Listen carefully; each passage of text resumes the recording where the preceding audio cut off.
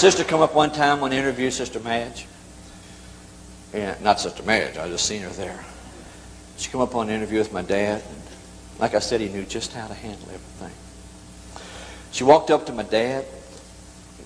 He had in a room there. She said, Brother Branham, she says, I've heard of the message. She says, my husband's an unbeliever. And she says, I left him. Still with me? She said, I left him to come up so that I could be around the Word. She said, because I know you got the Word of the Lord. And I said, thank you. And she says, I've tried to get him to see the light and he doesn't. He said, yes, ma'am. She says, I want to be up here where you preach every Sunday, where I can be around the Word. He said, that's wonderful.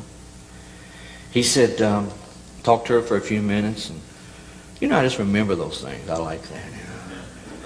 Just the little simple things, but I hope it'll help you tonight. He said, yes, ma'am. He says, what kind of, where do you live? She told him. It was about 70 miles from where we live. He said, what kind of work does your husband do?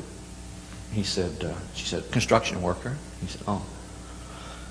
So what kind of pie does he like? What is he talking about? What kind of pie does he like? And they're talking about the Word, And as, I don't remember what it was, we'll say apple. He said, that's good. He said, I like that too. Must have been cherry. But anyway, he said yes. And he liked them both. And so he says, yes. He said, what time does your husband get off of work? I thought, where is Daddy going? And she says, 4 o'clock or 5 o'clock or whatever it was. And he said, you live 70 miles from here and you like cherry pie or apple pie? I said, yes. He said, sister, I think you got just about enough time to get home and get his favorite pie baked. And said, you stay there and you be a wife to him. And you live this message before him. 6 weeks later, we baptized him in the name of the Lord Jesus Christ.